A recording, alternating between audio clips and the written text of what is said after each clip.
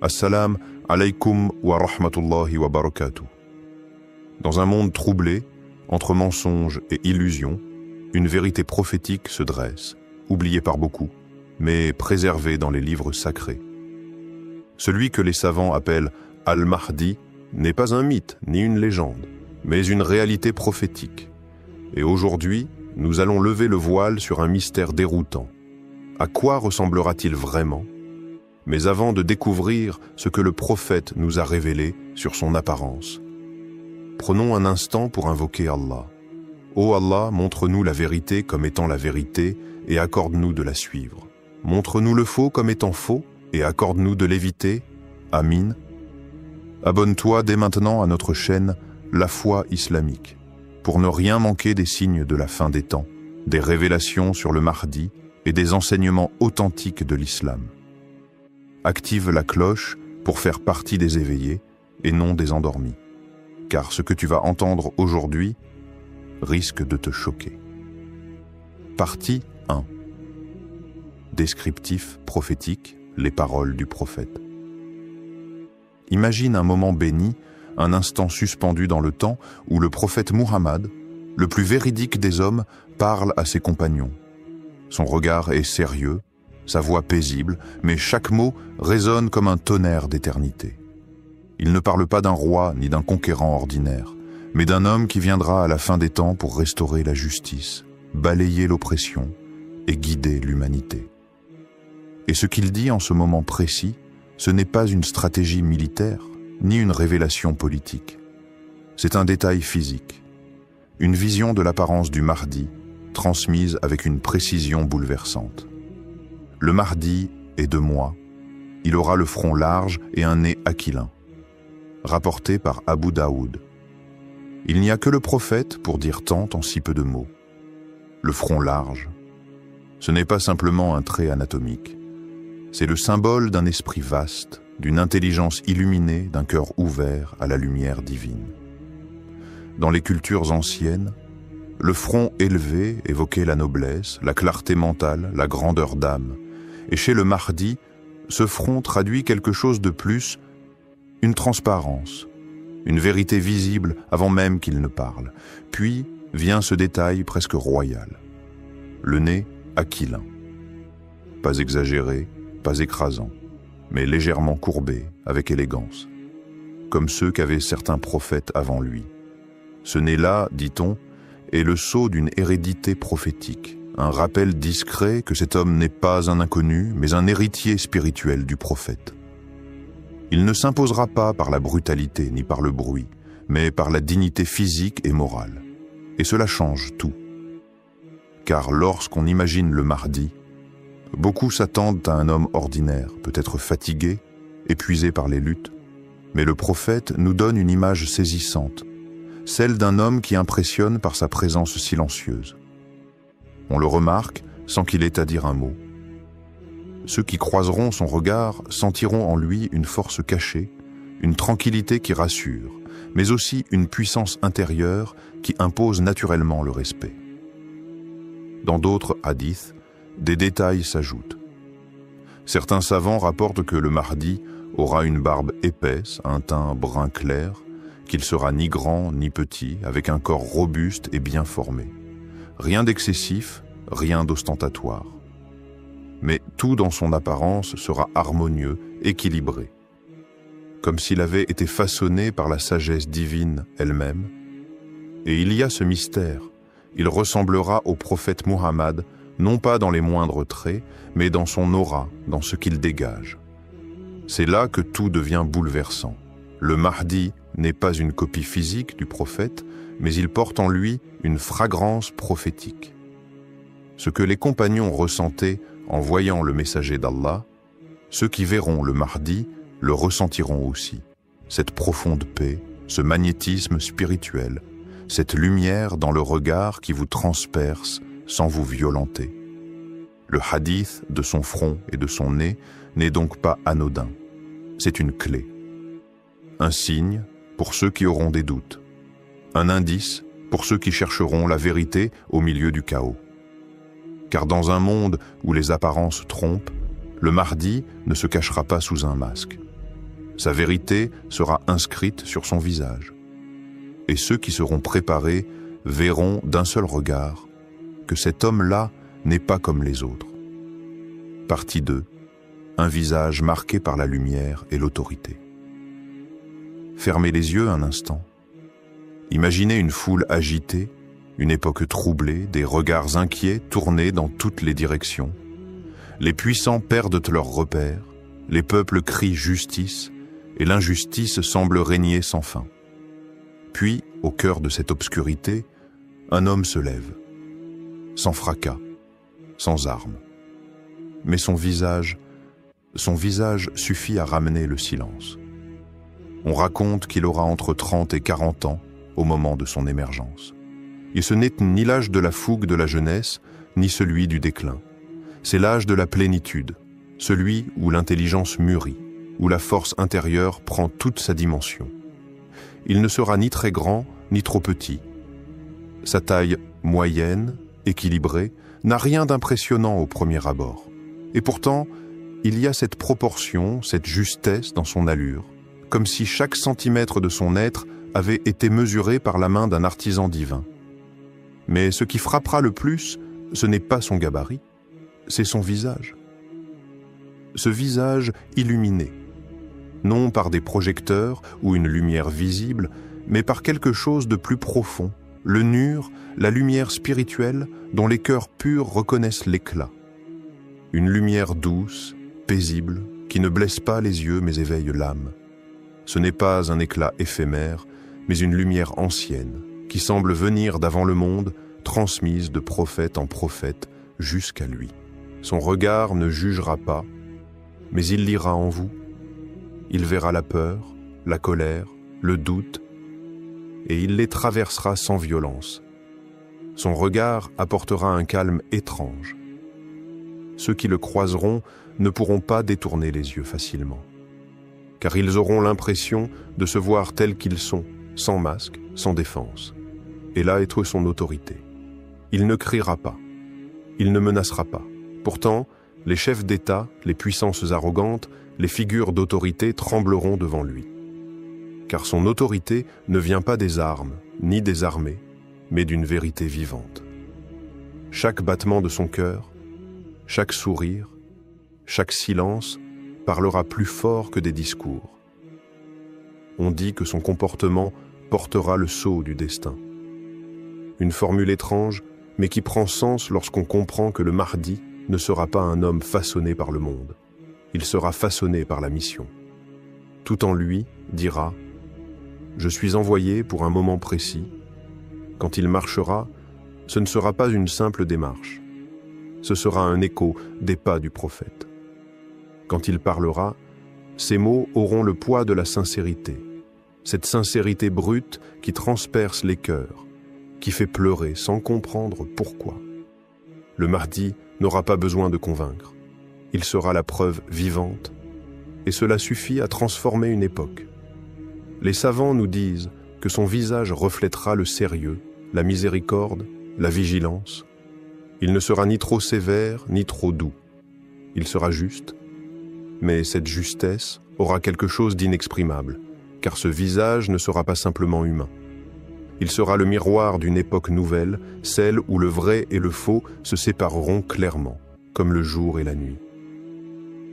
Partie 3. Sa ressemblance avec le prophète. Imaginez, un homme se tient debout dans une mosquée. Il est là, parmi les autres. Il ne parle pas fort, il ne s'impose pas. Mais un vieil homme, au fond de la pièce, le fixe. Ses yeux sont but. Il se met à pleurer silencieusement. Pourquoi ? Parce que dans ce visage, dans cette posture, dans cette manière de marcher, il croit revoir quelque chose qu'il n'avait lu que dans les livres anciens. Une silhouette familière, une impression qui vous transperce, celle du prophète Muhammad. Les hadiths sont clairs, il me ressemblera dans le caractère, non dans l'apparence exacte. Cela pourrait suffire à combler les cœurs. Mais dans la tradition islamique, certains compagnons, certains savants ont été frappés par d'autres détails. Ils parlaient de ses yeux profonds, de sa barbe noire, de cet éclat dans le regard qui fait reculer le mensonge sans même qu'un mot ne soit prononcé. C'est là que le mystère s'épaissit. Il ne s'agit pas d'une copie physique, comme un jumeau, mais plutôt d'un écho vivant. Une continuité de lumière, le Mahdi sera comme un reflet temporel de celui que la création entière aime sans l'avoir vu.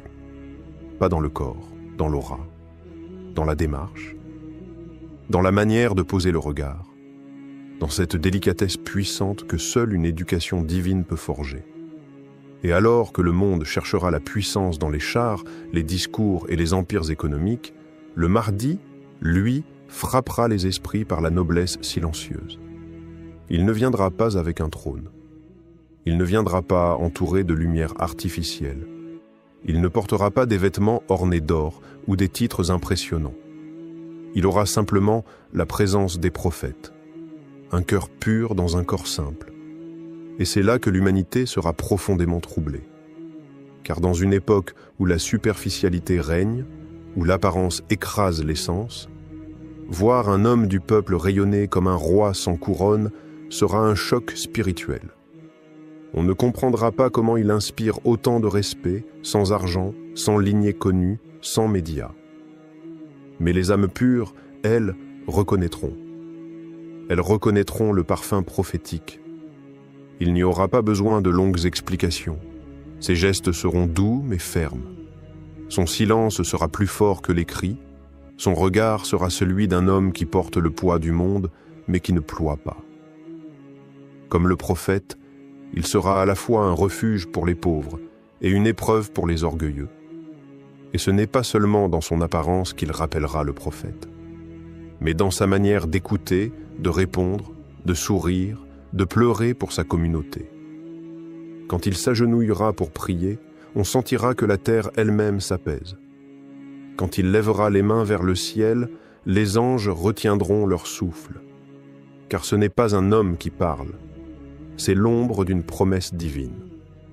Le Mahdi ne dira pas « Je suis comme le prophète ». Il ne cherchera aucune comparaison, il ne cherchera rien pour lui, mais l'univers, lui, témoignera.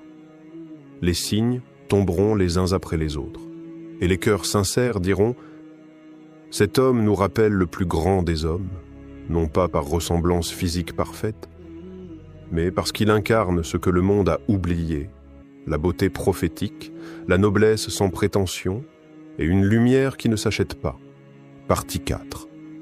Des signes visibles pour ceux qui cherchent la vérité. Le Mahdi ne sera pas un homme qui criera sa mission sur tous les toits. Il n'aura pas besoin de proclamer « Je suis le guide ». Le monde, dans sa confusion, attend des super-héros, des idoles spectaculaires, des leaders médiatiques. Mais le Mahdi ne sera pas de ceux qui s'imposent par les projecteurs. Il s'imposera par la vérité silencieuse qu'il porte.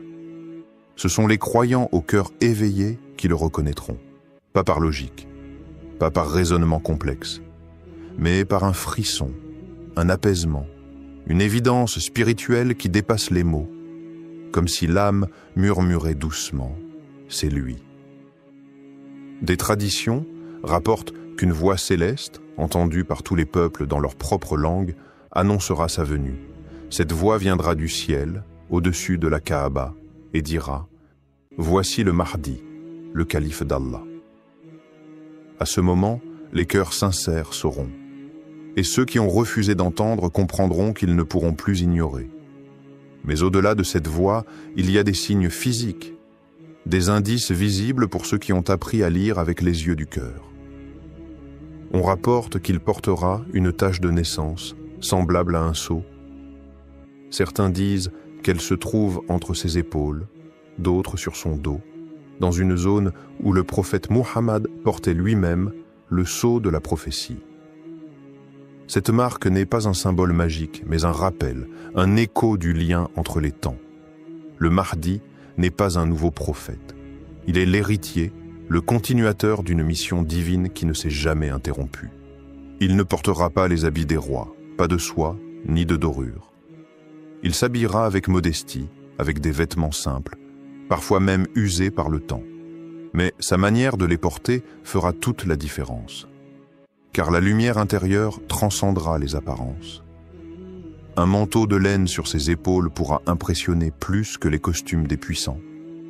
Son apparence deviendra un appel visuel, un message silencieux, comme si chaque détail de son corps, de sa posture, de sa démarche était une révélation pour les yeux qui cherchent. Il n'y aura pas besoin de miracles spectaculaires. Le vrai miracle sera sa simple présence dans un monde vidé de sens, et puis il y aura le regard.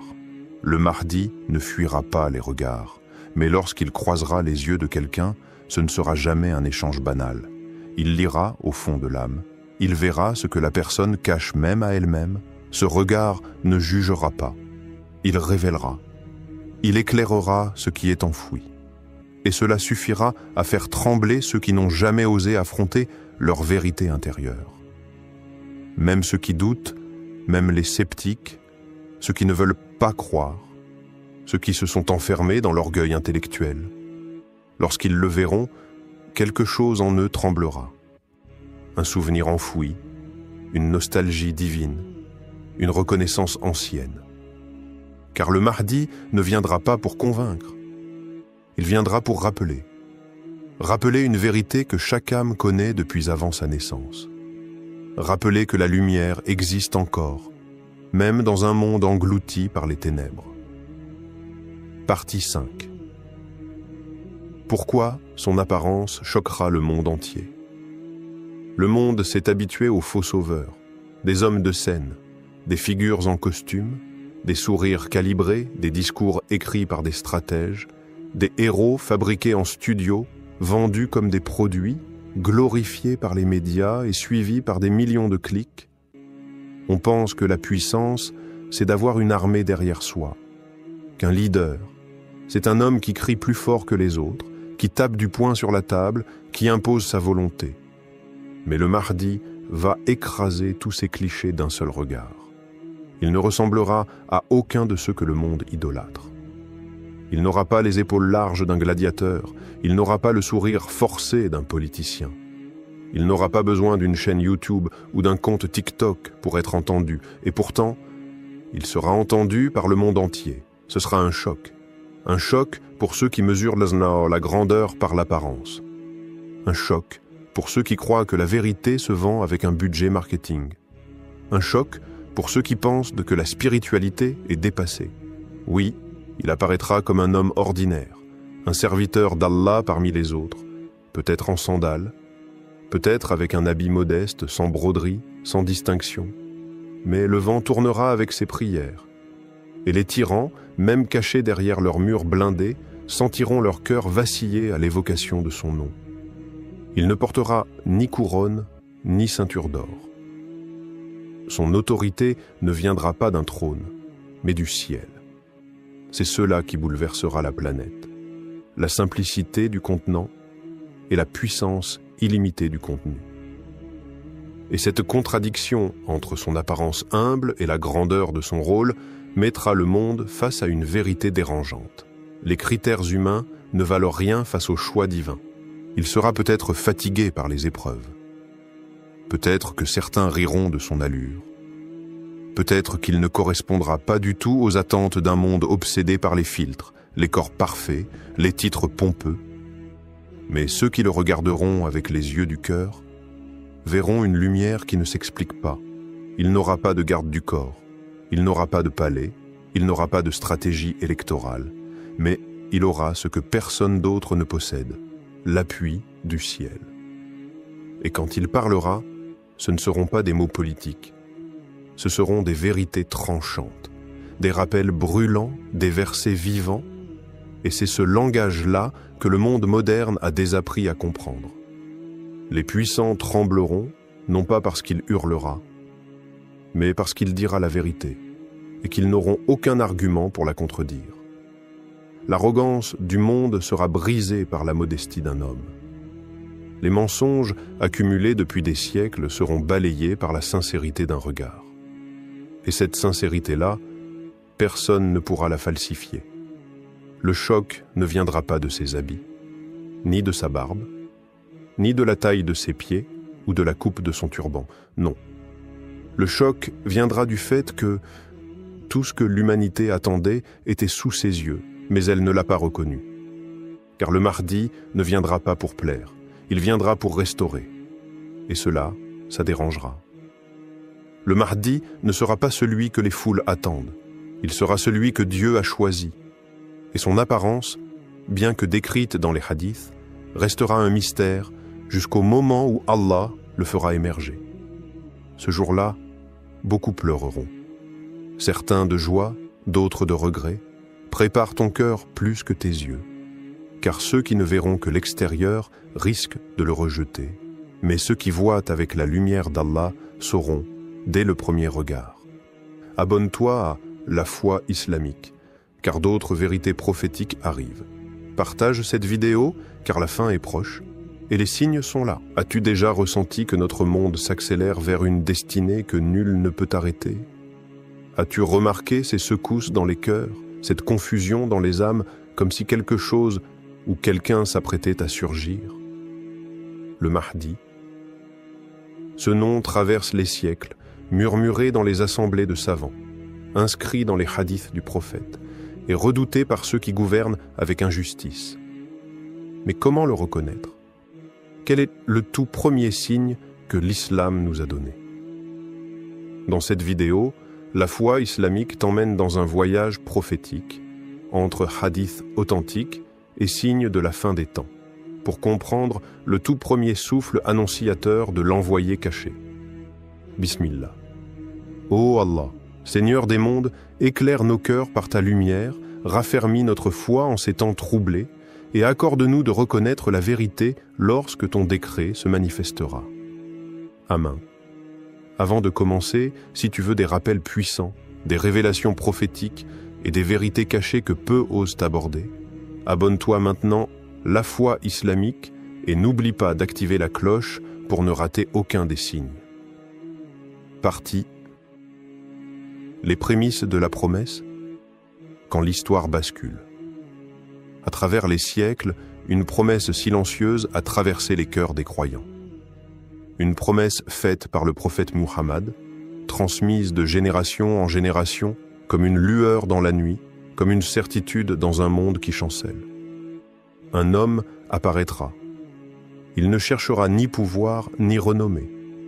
Il sera craintif, modeste, et pourtant, c'est lui qui changera le cours de l'histoire, le Mahdi. Ce nom, si souvent évoqué, parfois galvaudé, n'est pas une légende. Il est une réalité prophétique ancrée dans les textes les plus authentiques. Il sera l'étendard de la justice dans une époque où l'injustice étouffera les cieux. Mais avant qu'il ne paraisse, des signes auront lieu, clairs, majeurs, inévitables. Et parmi eux, le premier signe, le commencement d'un déploiement divin. Le prophète nous a avertis, il a dit, rapporté par Abu Daoud, « Le Mahdi sera issu de moi. Son front sera large et son nez aquilin. Il remplira la terre de justice et d'équité comme elle aura été remplie d'injustice et d'oppression. Il régnera pendant 7 ans. Mais ce ne sera pas une apparition soudaine dans le silence. Avant lui, des troubles secoueront le monde islamique. Le tout premier des signes n'est pas un miracle céleste ni une guerre ouverte. C'est le chaos. Un désordre mondial, une confusion généralisée. Le premier signe, c'est le vide de direction, le vide de repères, le vide d'autorité dans la Oumma, des pays musulmans sans dirigeants stables, des peuples opprimés, désorientés, des trahisons internes, des manipulations externes. C'est le moment exact où l'on sent que tout s'écroule, mais que quelque chose se prépare.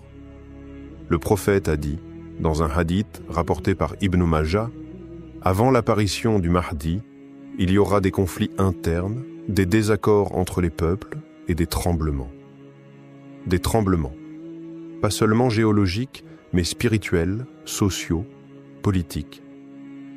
Une fitna globale, où les vérités seront confondues avec des mensonges, où les chefs trahiront et où les savants seront muselés ou corrompus. C'est dans ce contexte d'anarchie et de tensions grandissantes que la terre d'Arabie connaîtra un événement décisif, la mort d'un roi. et c'est là que le sablier s'inversera. Car lorsqu'un roi d'Arabie mourra, et que ses successeurs se disputeront le trône, alors ce sera le moment. Le Mahdi ne sera pas encore visible. Mais le destin aura été enclenché. Selon le hadith rapporté par Nu'aym ibn Hammad, la mort d'un roi d'Arabie et la dispute entre ses successeurs sera un des signes du Mahdi. Ce n'est pas un détail. C'est le déclencheur. L'événement qui déstabilisera la région du Hijaz et créera un vide de pouvoir autour de la Mecque. Ce vide deviendra le berceau du Mahdi. Ya Allah, montre-nous la vérité comme étant la vérité et accorde-nous la force de la suivre. Préserve-nous des troubles de cette époque et purifie nos cœurs de l'orgueil, afin que nous reconnaissions ton envoyé, même s'il apparaît dans l'humilité. Mais comment le Mahdi apparaîtra-t-il exactement? Où sera-t-il lorsque ce chaos explosera? Et surtout, qui seront ceux qui le reconnaîtront les premiers? Dans la prochaine partie, nous suivrons la fuite du Mahdi, son refus d'être un chef et la scène bouleversante où des croyants le trouveront près de la Kaaba. Partie 2. Le refus du trône, quand l'élu fuit la lumière la Mecque, la ville sainte, cœur battant de l'islam depuis qu'Ibrahim alayhi salam y érigea les fondations de la maison sacrée. C'est là que tout commence, ou plutôt là que tout doit recommencer. Mais ce n'est pas une entrée triomphale. Ce n'est pas un homme qui clame « Je suis le Mahdi ». Bien au contraire. C'est un homme ordinaire, au regard fuyant, au cœur lourd, qui cherche à disparaître dans la foule. Il ne veut pas être vu. Il ne veut pas être trouvé. Et pourtant, c'est lui, le Mahdi. Après la mort du roi d'Arabie et les luttes internes qui suivent, une instabilité s'empare du Hijaz. Les tensions montent, les tribus se divisent, des soulèvements apparaissent. Et dans cette confusion, un groupe de croyants sincères, pieux, chercheurs de vérité, se met à scruter les signes. Ils savent. Ils ont retenu les paroles du prophète. Ils savent que l'homme qu'ils cherchent ne viendra pas à eux avec des drapeaux et des slogans. Ils doivent le trouver et le forcer à accepter. Car l'un des signes de l'authenticité du Mahdi, c'est justement son refus. Le prophète Muhammad a dit « Le Mahdi apparaîtra alors que les gens se disputeront à propos du pouvoir. Il refusera l'autorité, mais elle lui sera imposée de force entre le coin de la Kaaba et la pierre noire. » Rapporté par Ahmad et Abu Daoud, imaginez la scène. Un homme en prière, peut-être en pleurs, peut-être dans une retraite spirituelle. Un cœur pur dans une foule agitée, et soudain, des croyants le reconnaissent. Pas par un miracle, pas par une révélation tombée du ciel, mais par les signes physiques, les signes du cœur, et par les paroles prophétiques. Un front large, un nez aquilin, une lignée bénie, et surtout, une lumière dans le regard que rien ne peut imiter. Ils l'entourent, ils le pressent, ils le supplient. Puis ils insistent, et finalement, ils lui prêtent un serment. La Baïa, mais pas n'importe où, à un endroit unique au monde, entre le Maqam d'Ibrahim et la pierre noire. Ce n'est pas un acte politique, c'est un engagement spirituel. Ce serment n'est pas pour un homme, mais pour un destin. Et lui, le Mahdi, pleure. Il sait ce que cela signifie. Il sait qu'il ne pourra plus se cacher, que le monde entier se retournera bientôt vers lui, que les injustes le traqueront, que les hypocrites le calomnieront. Mais il sait aussi que c'est l'heure de la promesse. La prophétie est en marche. Mais ce n'est que le début. Car ce que peu savent, c'est qu'après ce serment secret à la Mecque, une armée sera envoyée contre lui. Une armée venue de Syrie ou du Najd, une armée remplie de haine pour étouffer la lumière avant qu'elle ne se répande. Ils marcheront vers lui, avec armes, avec fureur. Mais Allah est le protecteur de ses élus. Dans la prochaine partie, nous verrons le destin de cette armée engloutie sans combat. Un événement unique dans l'histoire humaine, un miracle qui fera trembler les tyrans, et confirmer aux croyants que le Mahdi n'est pas un rêve. Il est bien réel. Ô Allah, guide-nous vers ceux que tu as choisis, même s'ils se cachent d'épite dans l'humilité. Ne laisse pas nos cœurs aveuglés par les illusions de ce monde, et protège ton serviteur promis, celui qui restaurera la justice en ton nom. Partie 3. L'armée engloutie, le châtiment céleste. Il y a des moments dans l'histoire où les lois de la nature s'arrêtent, où le sable ne se comporte plus comme du sable, où la terre cesse d'être neutre, elle devient un champ de justice. Après que le Mahdi ait été reconnu par un groupe de croyants à la Mecque, la nouvelle se répand, lentement mais sûrement, dans le monde musulman. Et comme l'avait prédit le prophète, les tyrans ne resteront pas silencieux. Ils ont peur, non pas d'un homme, mais de ce que représente cet homme. Une ère de justice.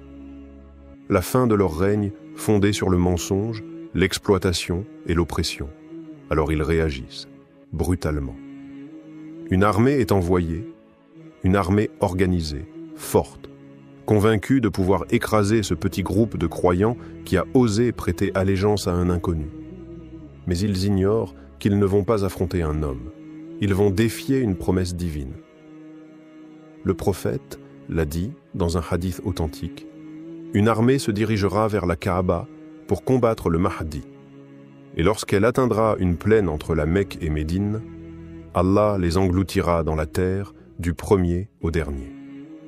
Rapporté par Muslim, imaginez, un désert sans fin, une colonne de soldats bien armés, des chefs arrogants, des bannières claquant au vent, et puis un craquement, un frémissement sous leurs pieds.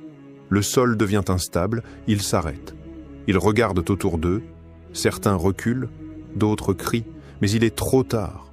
La terre s'ouvre, littéralement. Elle absorbe les chevaux, les armes, les cris. Il ne reste rien. Pas un survivant.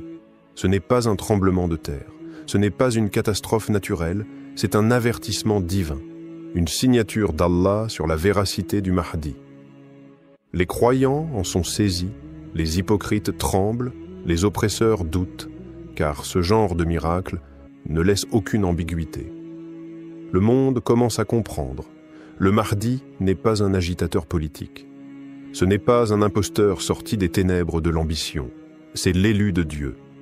Mais cette destruction totale ne touche qu'une seule armée. Le reste du monde, lui, observe. Certains restent silencieux, d'autres se rallient, et d'autres encore préparera par la suite. Car l'histoire ne s'arrête pas là, elle s'accélère. Après ce signe céleste, le Mahdi n'est plus un homme caché. Il devient le point de convergence de l'espoir des opprimés, le refuge des croyants. Les savants se tournent vers lui, les peuples prient pour lui, et les ennemis redoublent de haine. Mais une chose est claire, la terre elle-même s'est rangée de son côté. Ô Seigneur des cieux et de la terre, toi qui peux faire disparaître une armée d'un seul mot, accorde-nous la lucidité dans l'époque de la confusion. Fais de nous ceux qui reconnaissent tes signes, avant qu'il ne soit trop tard. Partie 4. Le réveil des cœurs. Quand la Oumma ouvre les yeux. Après le tremblement du désert, ce ne sont pas seulement les sables qui ont été bouleversés, ce sont les cœurs. Le signe de l'armée engloutie n'a pas été une simple démonstration de puissance divine. C'était un message adressé à tous ceux qui vivent encore dans le doute, l'insouciance ou la soumission à l'injustice. La nouvelle du miracle se répand comme le feu dans une plaine sèche. Elle traverse les frontières, traverse les écrans, traverse les âmes. Les gens commencent à réfléchir. Et si c'était vrai? Et si c'était lui? Et si le moment tant redouté était enfin arrivé? Ce ne sont plus seulement des savants ou des chercheurs de signes qui en parlent. Ce sont des pères de famille, des mères en larmes, des jeunes égarés qui reprennent le chemin de la mosquée. Un réveil silencieux s'amorce, car ce signe venu du ciel agit comme un miroir. Chacun se regarde désormais avec une autre conscience. et chacun sait, au fond de lui, que l'histoire a basculé. Dans les rues de certaines villes, des groupes se forment, non pas pour protester ou revendiquer, mais pour prier. Les masjids s'emplissent de voix tremblantes. Des larmes coulent sur des joues d'Oussouj qui n'avaient pas pleuré depuis longtemps. Et partout, la même invocation revient murmurée dans toutes les langues. « Ya Allah, fais de nous ceux qui soutiennent ton serviteur, le Mahdi. » Dans ce moment unique de l'histoire, la Oumma ne regarde plus vers les rois, les présidents, ni les médias. Elle regarde vers les cieux, et pour la première fois depuis des siècles, elle commence à croire à l'impossible. Elle commence à croire qu'Allah n'a jamais abandonné ses serviteurs, qu'il a toujours tenu sa promesse, et que ce Mahdi, dont on riait encore hier dans les débats télévisés, devient aujourd'hui l'axe autour duquel le monde tourne. Mais attention, ce réveil n'est pas unanime. Certains continuent de douter, d'autres s'accrochent à leurs privilèges, à leur royaume construit sur le sang des innocents. Ils voient dans le Mahdi une menace à leur système. Ils préparent déjà la riposte.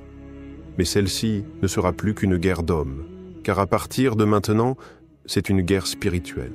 Un combat entre la lumière et les ténèbres, entre la sincérité et l'hypocrisie, entre ceux qui reconnaissent les signes et ceux qui les nient, même quand la terre elle-même les crie. Et au centre de cette tempête naissante se trouve une seule figure, un homme simple, pieux, dont le cœur bat en harmonie avec la vérité. Le Mahdi. Il n'a ni armée, ni fortune, ni alliance politique. Mais il a avec lui ce que nul tyran ne peut acheter, le soutien d'Allah. Ô toi qui éveilles les cœurs endormis, fais que le nôtre se réveille avant qu'il ne soit scellé. Donne-nous de reconnaître tes signes, de suivre tes serviteurs pieux et de ne pas être parmi les aveugles alors que la lumière se lève. Partie 5. L'appel final, préparez vos cœurs pour l'inévitable. Le signe du Mahdi ne marque pas simplement un tournant dans l'histoire des peuples, mais aussi un tournant dans l'histoire de chaque âme. Chacun de nous est appelé, en ce moment précis, à faire un choix. Le premier signe ne révèle pas seulement le début d'une ère de grands bouleversements. Il révèle aussi le véritable état de notre foi. Sommes-nous prêts? Sommes-nous prêts à accueillir le Mahdi, ce guide qui viendra restaurer la justice, la paix et la vérité dans un monde qui en a désespérément besoin? Certains diront qu'ils sont déjà prêts, qu'ils attendent ce moment depuis toujours. Mais en vérité, c'est l'intérieur qui doit se préparer. Le Mahdi viendra non seulement pour les nations, mais pour les cœurs. La question n'est pas seulement de savoir si nous serons physiquement là au moment où il apparaîtra. La véritable question est, serons-nous spirituellement prêts à le suivre? Le Mahdi n'est pas un homme ordinaire. Il n'est pas là pour construire des empires ou des royaumes terrestres. Il est là pour restaurer l'ordre spirituel de l'univers. Il nous invite à retourner aux racines de notre foi, à renouer avec ce qui est authentiquement islamique, la soumission totale à Allah. Que pouvons-nous faire pour nous préparer? L'effort commence en nous-mêmes. Nous devons purifier nos cœurs, corriger nos intentions et demander à Allah, dans chaque prière, de nous rendre dignes de faire partie de ce moment historique. Car il n'y a pas de place pour l'arrogance ou l'hypocrisie dans cette mission. Il n'y a pas de place pour ceux qui croient avoir tout sous contrôle, sans la conscience profonde que chaque souffle qu'ils prennent est une bénédiction d'Allah. Ce moment arrive pour distinguer les justes des injustes. Le Mahdi n'apparaîtra pas simplement pour redresser les torts dans le monde extérieur. Il commencera par redresser le monde intérieur de ceux qui le reconnaîtront, ceux qui se prépareront spirituellement à cette rencontre. L'injustice qui régnera avant son apparition sera un défi pour tous. Mais chaque moment difficile que nous vivons, chaque épreuve de la vie, est un test, une préparation pour nous rapprocher d'Allah. La vérité qui se cache derrière ce premier signe, c'est que la bataille commence en nous, la lutte entre l'âme et ses passions, entre la foi et le doute, entre la lumière et l'obscurité. Mais la victoire est promise. La victoire est promise à ceux qui persistent dans la foi. À ceux qui choisissent, chaque jour, de se tenir près de la vérité, de se rappeler de leur Créateur, de se consacrer à la prière, à la purification de l'âme et à la justice. Car le Mahdi, quand il apparaîtra, ne viendra pas seul.